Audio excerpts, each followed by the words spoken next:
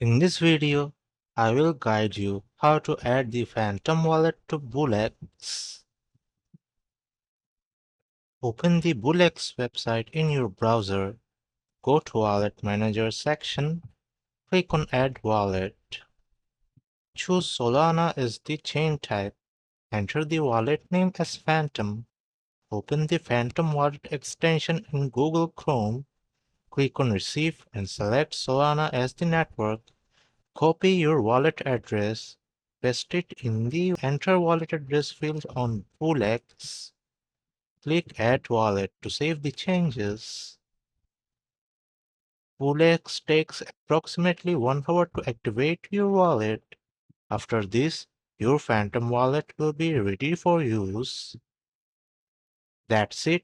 You have successfully added your Phantom wallet to Bullx. If this video helps, like, share, and subscribe.